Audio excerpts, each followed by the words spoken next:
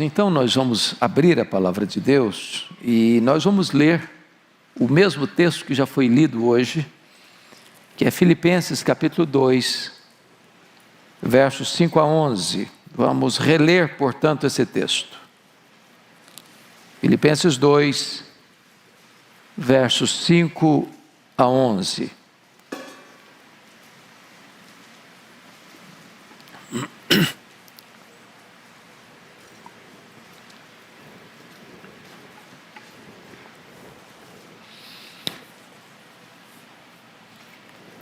O texto diz o seguinte: tende em vós o mesmo sentimento que houve também em Cristo Jesus, pois ele, subsistindo em forma de Deus, não julgou como usurpação o ser igual a Deus, antes a si mesmo se esvaziou, assumindo a forma de servo, tornando-se em semelhança de homens e reconhecido em figura humana. A si mesmo se humilhou, tornando-se obediente até a morte, e morte de cruz. Pelo que também Deus o exaltou sobremaneira, e lhe deu o nome que está acima de todo nome, para que ao nome de Jesus se dobre todo o joelho, nos céus, na terra e debaixo da terra, e toda língua confesse que Jesus Cristo é Senhor, para a glória de Deus Pai. Amém. Meus amados, o apóstolo Paulo, o escritor desta carta, que estava preso em Roma ao escrevê-la, ele retrata para nós aqui que ele era pastor e teólogo, porque ele escreve nesse texto talvez a porção mais excelente da cristologia de todo o Novo Testamento, comparada talvez a Colossenses capítulo 1 e a Hebreus capítulo 1. Mas ele trata desta porção tão sublime da cristologia com objetivo pastoral, com propósito pastoral. Ele estava informado de alguns problemas de relacionamento dentro da igreja de Corinto, da igreja de Filipos, irmãos que estavam na igreja pensando neles mesmos, ou no seu grupo, no seu partido, dentro da igreja.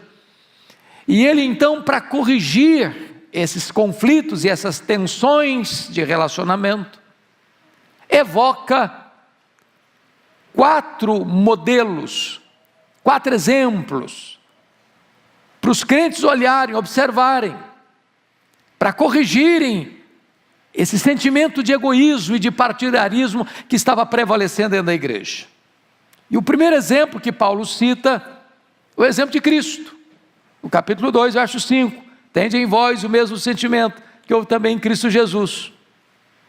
O segundo exemplo que ele cita é o seu próprio exemplo, capítulo 2, verso 17, entretanto, mesmo que eu seja eu oferecido por libação, sob o sacrifício e serviço da vossa fé, alegro-me, com todos vós me congratulo. O terceiro exemplo que ele cita é o exemplo de Timóteo, capítulo 2, verso 20, porque a ninguém tenho de igual sentimento, que sinceramente cuide de vossos interesses. E o quarto exemplo que ele cita é o exemplo de Epafrodito, capítulo 2, verso 30. E visto que por causa da obra de Cristo chegou ele às portas da morte, se dispôs a dar a própria vida para suprir a vossa carência de socorro para comigo. Se vocês notaram, nos 4 exemplos que ele cita, o de Cristo, o dele mesmo, o de Timóteo e o de Epafrodito, a postura foi de abnegação, foi de autossacrifício, foi de pensar no outro mais do que pensar em si mesmo. E não há uma outra maneira de você corrigir tensões de relacionamento, seja no casamento, seja na família, seja na igreja, seja no trabalho, ou em qualquer área da sociedade, senão esse sentimento de pensar no outro antes de pensar no eu. Bom, então Paulo, para lidar com esta questão pastoral, ele traz à tona para nós o máximo, o superior exemplo de Cristo. E então, Paulo vai mostrar para nós que Cristo é o nosso supremo exemplo. Tende em vós o mesmo sentimento que houve também em Cristo Jesus. Quando ele diz em vós tende o mesmo sentimento que houve também em Cristo Jesus, ele está dizendo do sentimento que teve Cristo, de mesmo sendo zombado, escarnecido, cuspido, esbordoado, pregado na cruz, mesmo naquela circunstância, o Senhor Jesus Cristo ainda ora ao Pai, diz: Pai, perdoa-lhes, porque não sabe o que fazem. Mesmo naquela circunstância, Cristo pensou no outro e rogou a Deus pelo outro, sendo esse outro aquele algoz que lhe cuspiu na face e que lhe esbordou a cabeça. Pois bem, dito isto, eu gostaria que nós entendêssemos nesse espírito de Natal, porque estamos celebrando o Natal de Jesus, olhar nesse texto dois momentos fundamentais da vida de Cristo. A primeira delas, ou o primeiro momento deles, foi a humilhação de Cristo. Vejam vocês comigo alguns degraus dessa descida. Primeiramente, no versículo 6 está escrito o seguinte, olha aí, Filipenses 2, versículo 6, pois ele, subsistindo em forma de Deus, não julgou como usurpação o ser igual a Deus. Então a primeira coisa que você nota é que Jesus voluntariamente abre mão dos seus direitos. Agora entendamos isso. O que é uma usurpação? Quando você diz assim, fulano usurpou algo, o que você está dizendo? Que ele está ocupando ou quis ocupar uma posição que não lhe é cabível, que não lhe é legítima, que não lhe é de direito. Está usurpando, ocupando aquela posição sem direito, sem legitimidade, de forma, às vezes, desonesta. Agora, a pergunta é, Jesus era Deus? E a resposta é sim, ele era Deus. Antes que houvesse mundo, ele era Deus. Antes da criação do universo, ele era Deus. Antes que existisse todas as coisas, ele já tinha plena comunhão e honra e glória com o Pai, lá nos refolhos da eternidade. Então, se ele requeresse todos os direitos plenos da sua divindade, isso não era usurpação, era direito. Mas mesmo tendo direito, ele abre mão, ele renuncia direitos, para mostrar para nós o máximo exemplo de renúncia e de abnegação. E claro que Paulo aplica isso à questão pastoral de relacionamentos, porque qual a maior causa dos conflitos nossos relacionais? Não, mas eu estou no meu direito, mas eu não abro mão do meu direito, mas eu não cedo, mas eu não perdoo, fui eu que fui humilhado, fui eu que fui prejudicado, fui eu que fui injustiçado. Agora vamos entender que ele, subsistindo em forma de Deus, não julgou como usurpação ser igual a Deus. O anjo de luz, Lúcifer, sendo criatura e a mais exaltada delas, não se contentou em ser criatura, quis ser igual ao Criador. Ou o homem, Adão, colocado no Éden, como gestor de toda a obra da criação, sobre as aves do céu, sobre os animais da terra, sobre os peixes do mar. Ele não se contentou em ser líder, ele quis ser igual a Deus. E Jesus, sendo Deus, não julgou como usurpação ser igual a Deus. Então a primeira coisa que Paulo trata para nós acerca de Cristo é que Ele é o máximo exemplo para nós de renúncia, de abrir mão de direitos. Agora vamos ao segundo degrau desta descida, desta humilhação. Veja você comigo, no versículo 7. Antes a si mesmo se esvaziou. Agora preste bem atenção no termo. Ele não foi esvaziado, ele se esvaziou. Ninguém tinha poder de esvaziá-lo, ele se esvaziou. Mesmo quando os homens o chamaram de endemoniado, de beberrão, isso não o atingiu, isso não o afetou, isso não mudou a natureza dele. Se as pessoas falarem mal de você, ou acusarem você, tem duas opções: ou isso é verdade ou isso é mentira. Se falarem mal de você, se for mentira, isso não atinge você, é mentira. Se as pessoas falarem mal de você e elas tiverem razão, você não tem que ficar irritado, porque elas têm razão, é verdade. Não era o caso de Cristo. Os homens chamaram a Jesus de endemoniado, de beberrão. Isso não afetou porque ele não era isso. Ninguém pode esvaziá-lo, mas ele a si mesmo se esvaziou. Agora, o que significa isso? Que ele abriu mão da divindade dele? Não, ele nunca deixou de ser Deus. Porém, ele abre mão de privilégios, daquela honra e glória que ele tinha com o Pai antes da fundação do mundo, de estar lá na glória, cercado de anjos, querubins e serafins que o adoravam e o serviam. E ele se esvazia, sendo ele transcendente, nem os céus dos céus podendo contê-lo, e ele se esvazia a ponto de se transformar num zigoto, num embrião, num feto, num bebê que nasce de uma virgem, enfaixado em panos, deitado numa manjedoura. Ele se esvazia a ponto de, sendo santo, se fazer pecado, sendo bendito eternamente, se fazer maldição,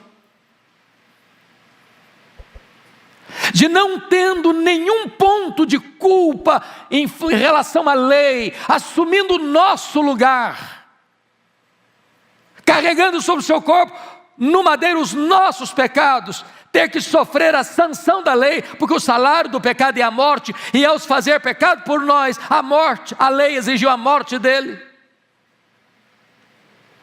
Tudo isso está embutido nessa palavra, a si mesmo se esvaziou.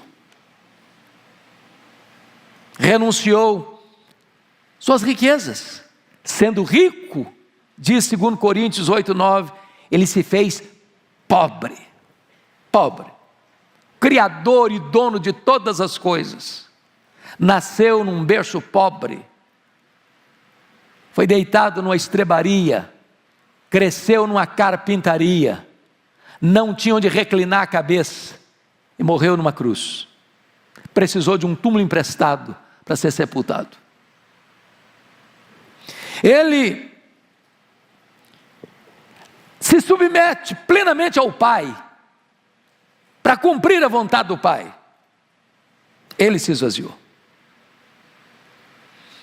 E a pergunta eu lhe faço agora, aplicando pastoralmente, porque era essa a intenção do apóstolo Paulo, nas lidas, nas tensões e conflitos interrelacionais com as pessoas, eu pergunto a você, quando foi que você renunciou? Quando foi que você abriu mão de alguma coisa? Quando foi que você não reivindicou os seus direitos e abriu mão? Cristo é o nosso exemplo. Mas Cristo desce a um terceiro degrau. Olha comigo o versículo 7.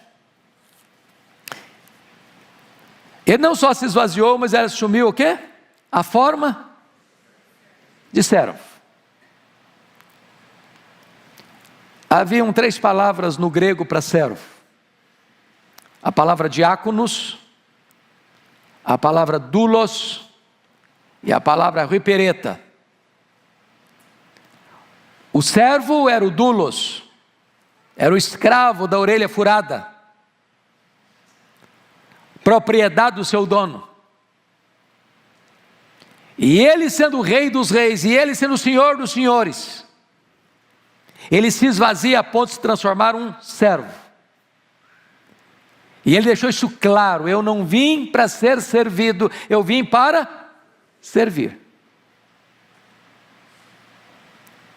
E ele inverte a pirâmide, porque no mundo,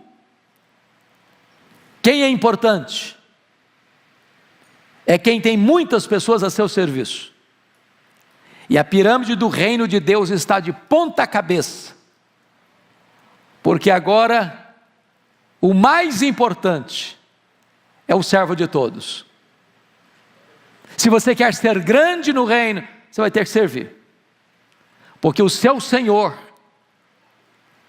veio para servir. Me permita um exemplo bíblico para ilustrar. Lá no cenáculo, quando os discípulos estavam ao redor da mesa para participar da Páscoa, não se assentava à mesa sem lavar os pés, sem lavar as mãos, até porque eles não tinham sapatos fechados como os nossos, e as estradas eram empoeiradas, até porque Jerusalém está dentro de um deserto, certamente as ruas não eram asfaltadas, e quando se assentaram, tinha até uma bacia, tinha até água, tinha até toalha, mas não tinha nenhuma disposição de nenhum dos discípulos de exercer o papel de doulos, de servo. E eles se assentaram à mesa assim mesmo. E na medida em que eles sentaram, eles começaram a conversar entre eles, quem era o maior, quem era o mais importante, quem tinha mais prestígio. Esse é o papo do ser humano, não? Feira de vaidades, passarela das vaidades. Quando Jesus se levanta, se cinge com a toalha, pega uma bacia e começa a lavar os pés dos seus discípulos. E eu imagino o constrangimento. A Bíblia não conta todo o registro, porque ela não tem esse propósito de descer a detalhes, mas destaca, por exemplo, a reação de Pedro. Tu me lavarás os pés a mim? E Jesus diz: o que eu faço agora tu não entendes, entendê-lo-ás depois. E ele perplexo, chocado, disse: não me lavarás os pés, eu não vou permitir isso, que tu te humilhes a esse ponto. E Jesus disse: se eu não te lavar os pés, tu não tens parte comigo. E ele responde: então o senhor lava os pés, o senhor lava as mãos, o senhor lava a cabeça. Aí Jesus: você não está entendendo nada, todos vocês estão limpos, exceto um que era Judas Iscariotes, só basta lavar os pés. Mas terminada essa cerimônia, Jesus retorna à mesa e diz assim: vós me chamais o Mestre e o Senhor, e fazeis bem, porque eu sou. Mas eu vos dei o exemplo. Em outras palavras, você que é Mestre, você que é Senhor, sirva, se você quer imitar a Cristo. Se você quer ser um cristão, quanto mais alto for sua posição, mais humilde deve ser a sua posição de serviço. Se nós adotássemos esse exemplo de Cristo, os nossos problemas pessoais e interpessoais seriam resolvidos. A vaidade estaria fora de cena e a humildade assentada no trono. Mas Jesus vai além e desce ao último degrau da humilhação. Confira comigo o versículo de número 8. a si mesmo se humilhou, tornando-se obediente até a morte, e morte de cruz.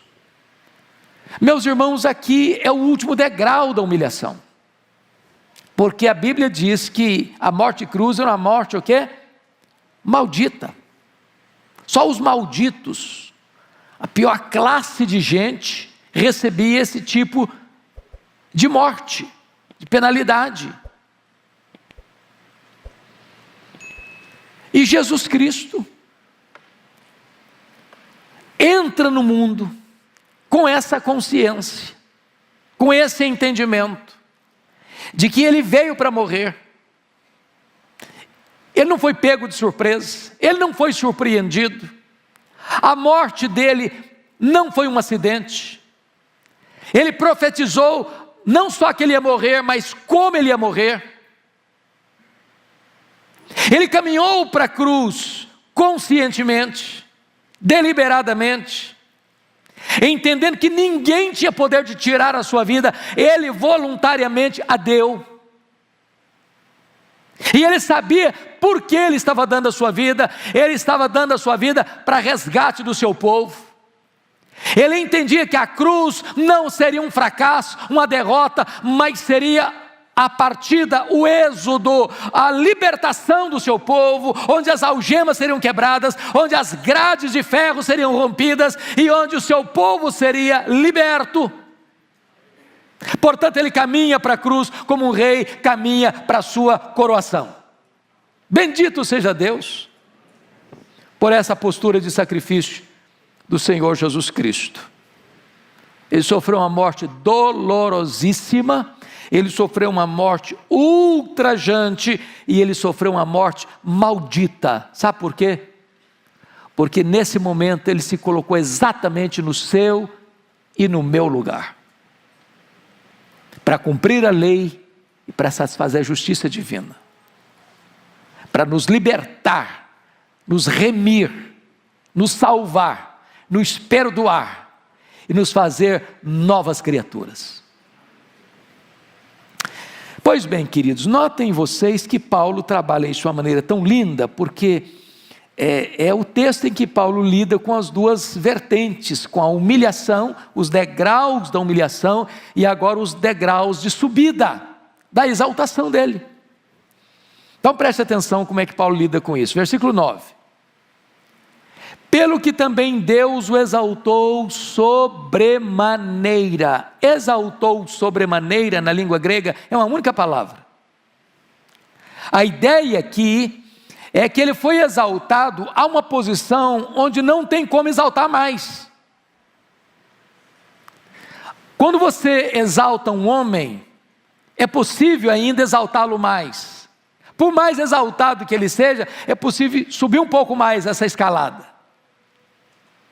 Pois Jesus foi exaltado a uma posição que não tem como exaltá-lo mais. Já está em grau superlativo. Já foi exaltado ao máximo. Agora, notem, quando se tratou de esvaziamento, foi Ele quem se esvaziou. Ele não foi esvaziado. Mas quando se trata de exaltação, não foi Ele quem se exaltou, foi o Pai quem o exaltou. Isso é um princípio maravilhoso. Porque, via de regra, o ser humano gosta de humilhar o outro e de exaltar a si mesmo. Jesus pega o caminho contrário. Ele se humilhou, mas ele não se exaltou. Quem o exaltou foi o Pai. Isso é uma lição para você e para mim.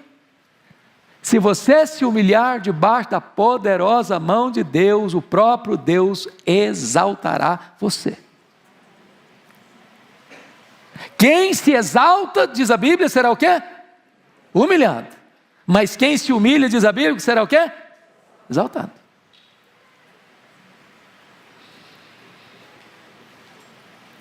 Agora, talvez você pergunte, de que maneira Deus o exaltou sobremaneira? Quais são os passos dessa exaltação?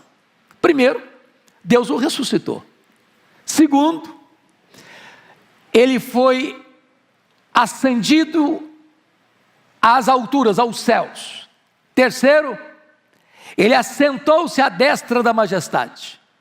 Então Deus o ressuscita, Deus o eleva, Deus o entroniza, Deus o exalta, publicamente. Obra de quem? Do Pai. Vejam vocês que nessa exaltação, diz o texto, que ele recebe como emblema dessa exaltação um nome. Deus o exaltou sobremaneira e lhe deu o nome que está acima de todo nome. Eu chamo a sua atenção para isso, porque Jesus recebe este nome que é sobre todo nome, primeiro, diz a Escritura, por herança. Por herança, está lá em Hebreus 1,4. Segundo, Jesus recebe esse nome por doação, está escrito aqui, e Deus lhe deu o nome, que é sobre todo nome. Terceiro, ele recebe esse nome por conquista, por conquista, e este nome, irmãos, é o nome que está acima de todo nome. Tem nome grande, tem nome extraordinário, tem nome de gente rica, tem nome de gente sábia, tem nome de gente poderosa, tem nome que traz pavor e medo, mas Jesus recebeu o nome que está acima de todo nome.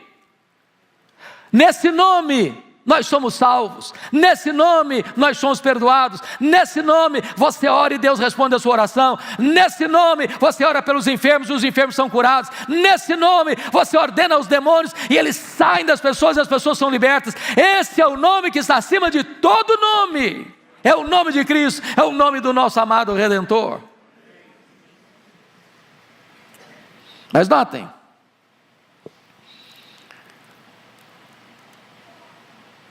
no versículo 10, Paulo diz, para que ao nome de Jesus se dobre todo o joelho nos céus, na terra e debaixo da terra.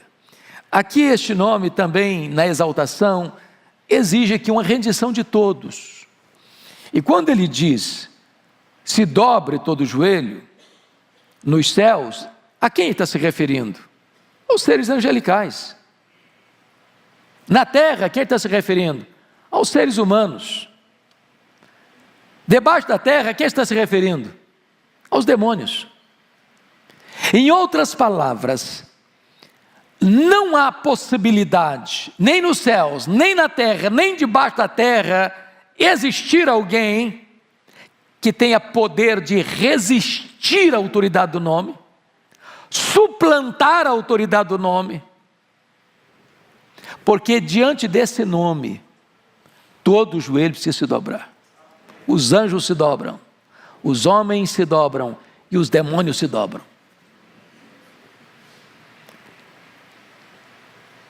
É claro que talvez você argumente, bom, mas ainda há pessoas hoje que zombam do nome de Jesus, que escarnecem no nome de Jesus, e está acontecendo todo dia, toda hora.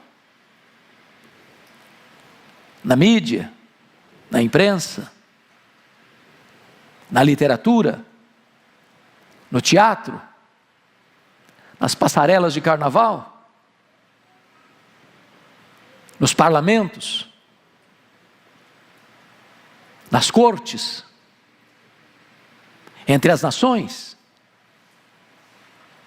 Talvez hoje você diz, mas parece que isso aqui não está acontecendo, porque o nome de Cristo é escarnecido todo dia, é zombado todo dia.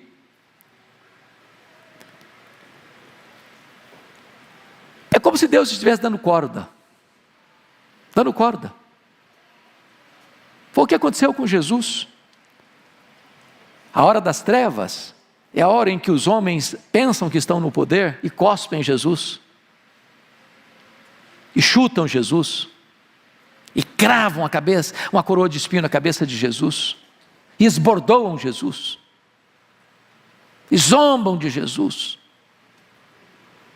Mas, amados irmãos, a hora das trevas tem hora para começar e tem hora para terminar. até o momento que Deus vai dizer: basta, chega, chega. E aí, os poderosos deste mundo, os grandes deste século, vão entrar num processo total de pânico, de desespero, de pavor, porque eles estarão diante deste, que recebeu o nome que é sobre todo nome, quando ele em majestade e glória vai se manifestar, como juiz de vivos e de mortos, e todos, grandes e pequenos, terão que comparecer, e terão que ser julgados.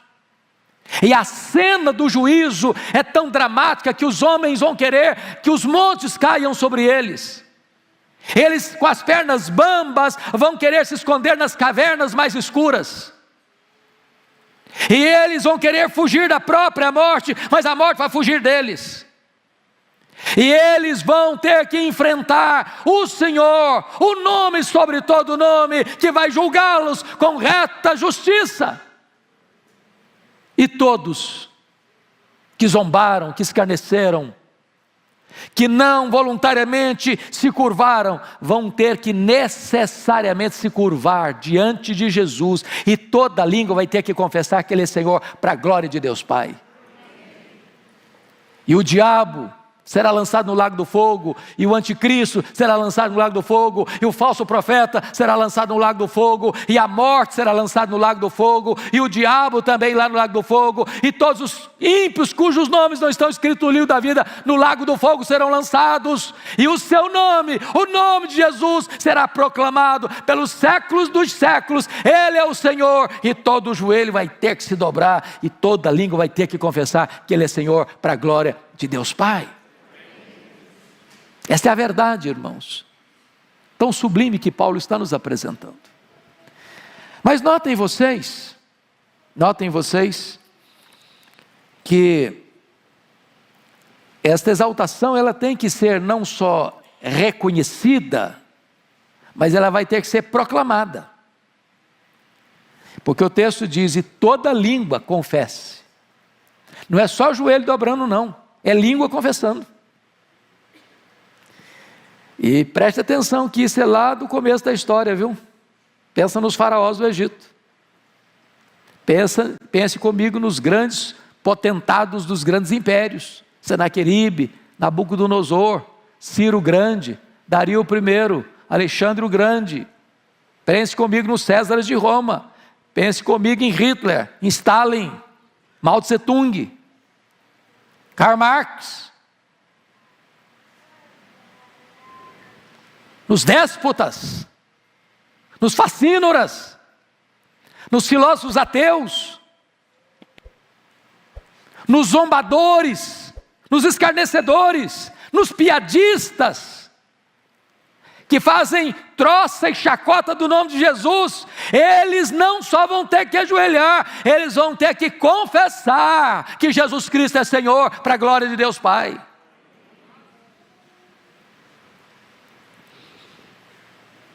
Agora, o que eu acho, e eu termino aqui, que me impressiona no texto, é que a exaltação de Jesus é concluída no momento em que Ele, ao receber toda a glória, devolve a glória para o Pai.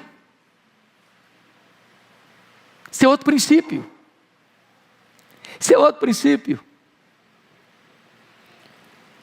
Às vezes alguém reconhece o seu valor, proclama seus feitos, e ao receber isso, não fique com isso para você, devolva para Deus, porque dele, e por meio dele, e para ele, são todas as coisas. A Ele, pois, glória pelos séculos dos séculos. Amém. Que Deus nos ajude neste tempo de Natal, de celebração, a nos voltarmos para as Escrituras, para compreendermos quem é o nosso amado, glorioso Salvador. Ele é o nosso exemplo maior. Ele é o nosso paradigma e modelo maior, tanto na humilhação, quanto na exaltação. Ele se humilhou, mas ele foi exaltado. E ao ser exaltado, ele devolve a glória para o Pai que o exaltou. Que esse mesmo sentimento habite hoje plenamente no seu, no meu, no nosso coração. Amém.